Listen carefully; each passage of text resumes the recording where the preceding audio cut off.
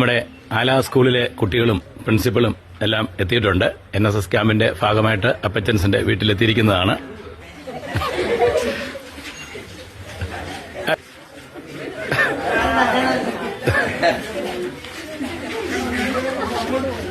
അപ്പച്ചൻസിന്റെ ഒരു സാധനമെങ്കിലും കാണും.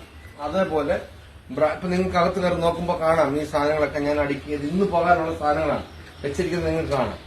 അപ്പം അതെങ്ങനെ ഞാൻ തുടങ്ങി എന്ന് ചോദിച്ചാൽ അതിൽ കസേരയിൽ വെറുതെ മടി പിടിച്ചിരിക്കുന്ന സമയത്ത് ഞങ്ങൾ ആല സ്കൂളിൽ നിങ്ങൾ ഇന്ന് പഠിക്കുന്ന അതേ ബിൽഡിങ്ങിനകത്ത് ഒരു ബെഞ്ചിലിരുന്ന് പഠിച്ചാൽ ആ സുഹൃത്ത് ബന്ധമാണ് ഇന്ന്. അത് പിന്നീട് കാലങ്ങളായി ഇത്രയും വർഷങ്ങളായിട്ട് ഞങ്ങൾ കല്യാണങ്ങൾ കഴിച്ചു, പല രാജ്യങ്ങളിൽ ജോലിക്ക് പോയി, വിവിധ രാജ്യങ്ങൾ സന്ദർശിച്ചു, വിവിധ ബിസിനസ്സുകൾ ചെയ്തു. അതിനെല്ലാം ശേഷം കുഞ്ഞുങ്ങളൊക്കെ ഉണ്ടായി, എന്റെ മക്കളെ എല്ലാം കല്യാണമൊക്കെ കഴിഞ്ഞു. എന്നിട്ടും ആ സ്കൂളിൽ പഠിച്ച ബന്ധമാണ് ഇന്ന് തുടരുന്നത്. ആ ബന്ധത്തിന്റെ അടിസ്ഥാനത്തിലാണ് ഇന്ന് നിങ്ങൾ കാണുന്ന അപ്പച്ചൻസ് എന്ന ബ്രാൻഡ് ഉണ്ടായത്. അപ്പോൾ നിങ്ങൾ ചിന്തിച്ചോണം, എവിടുന്ന് തുടങ്ങിയതാ? നിങ്ങൾ പഠിക്കുന്ന സ്കൂളിൽ നിന്ന്. മറക്കരുത്, നിങ്ങളും വളർന്നു വരുമ്പം നാടിനും നാട്ടുകാർക്കും ഒക്കെ പ്രയോജനപ്പെടുന്ന സ്നേഹബന്ധങ്ങൾ. അന്ന് പക്ഷെ ഞങ്ങളുടെ അടുത്ത് ഇങ്ങനെയുള്ള മൊബൈലൊന്നും ഇല്ല. ഇന്ന് നിങ്ങൾക്ക് എല്ലാ കണക്ഷൻസും കീപ്പ് ചെയ്യാൻ പറ്റും. അന്ന് അതില്ല.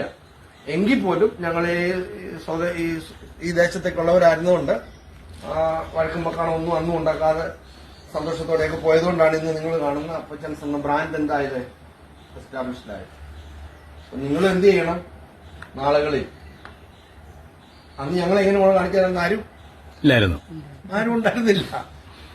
അന്നത്തേക്ക് ഞങ്ങൾ ആരും പറഞ്ഞ ഞങ്ങൾ കരയും. ഞങ്ങൾ റോഡിൽ കൂടെ പോകുന്ന കച്ചിത്തൂറിന്റെ അതേ പിടിച്ച് ഇറങ്ങി ഉച്ചയ്ക്ക് ചോറുണ്ടെങ്കിൽ ഞാൻ ആലാ സ്കൂളിൽ നിന്ന് ഇവിടെ വരിക. പതിവ് ബെല്ലടിക്കുമ്പോ ഇറങ്ങി ഒറ്റ ഓട്ട ഇവിടെ വരും. ആ വഴിക്കാണ് ഞങ്ങളുടെ ജീവിതം സത്യമായിട്ട് പറഞ്ഞാൽ ഫോം ആയത്. കാരണം എല്ലാ തരത്തിലുള്ള ആൾക്കാരും റോഡ് സൈഡിൽ ചീത്ത വിളിക്കുന്ന ആൾക്കാരുണ്ട്, ചീത്ത അടിയുണ്ടാക്കുമ്പോൾ പിടിച്ചു മാറ്റുന്ന ആൾക്കാരുണ്ട്, ചൂണ്ടയിടുന്ന ആൾക്കാരുണ്ട്, കള്ളു കുടിക്കുന്ന ആൾക്കാരുണ്ട്, നല്ല ആൾക്കാരുണ്ട്. ഇവരെല്ലാം ഈ സ്കൂൾ യാത്രയിലാണ് ആ ചെറുപ്രായത്തിൽ പരിചയപ്പെട്ടതും അവിടെ നിന്നാണ് നമ്മൾ കുറെ കാര്യങ്ങൾ ഉൾക്കൊണ്ടത്.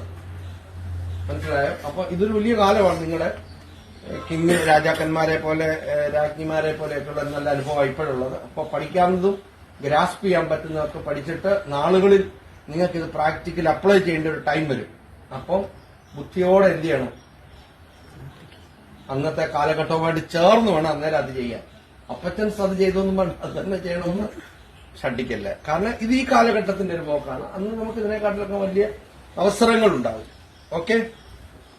ഇപ്പൊ നമ്മുടെ സ്കൂളില് പതിറ്റാണ്ടുകൾക്ക് മുമ്പ് തങ്ങളുടെ വിദ്യാർത്ഥി ജീവിതം പങ്കിട്ട രണ്ട് സുഹൃത്തുക്കൾ, ഒരേ ബെഞ്ചിലിരുന്ന് പഠിച്ച രണ്ട് സുഹൃത്തുക്കൾ ഇന്ന് ജീവിതത്തിന്റെ പുതിയൊരു ഘട്ടത്തില് പല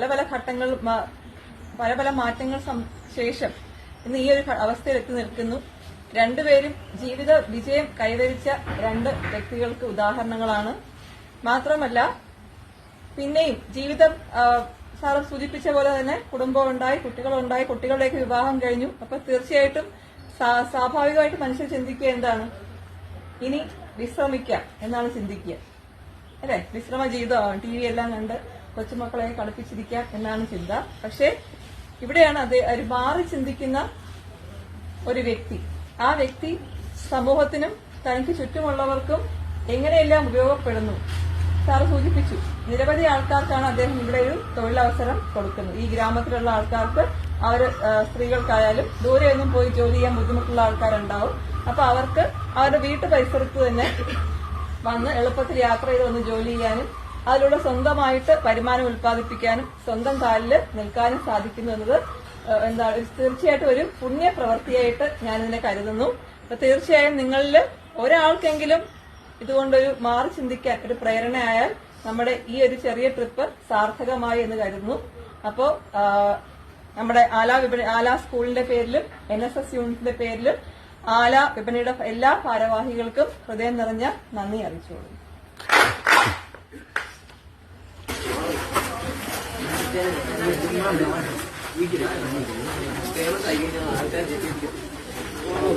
കണ്ടോ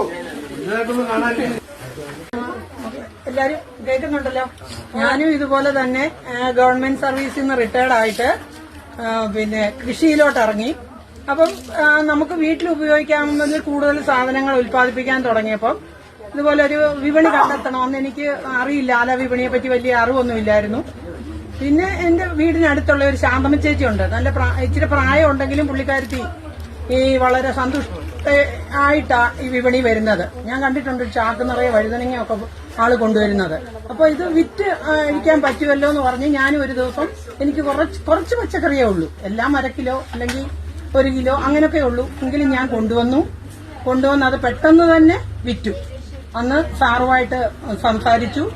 സാറിന്റെ ആ സംസാരത്തിലും ആ ഇതിലൊക്കെ എനിക്ക് ഒത്തിരി സന്തോഷമായി. പിന്നെ അതുപോലെ കുറച്ച് ഒരു കൂട്ടായ്മ അവിടെ നമുക്ക് തുടങ്ങാനായിട്ട് സാധിച്ചു. പലരെ കൂടെ പഠിച്ചവരെയും അതുപോലെ തന്നെ കുറെ നമ്മള് നേരത്തെ കൂടെ ഉണ്ടായിരുന്നു, പക്ഷെ പിന്നീട് അവരെ കാണാൻ പറ്റിയിട്ടില്ലെങ്കിലും വിപണിയിൽ കൂടി കൂടുതൽ നമുക്ക് ഇടപഴകാൻ സാധിച്ചു.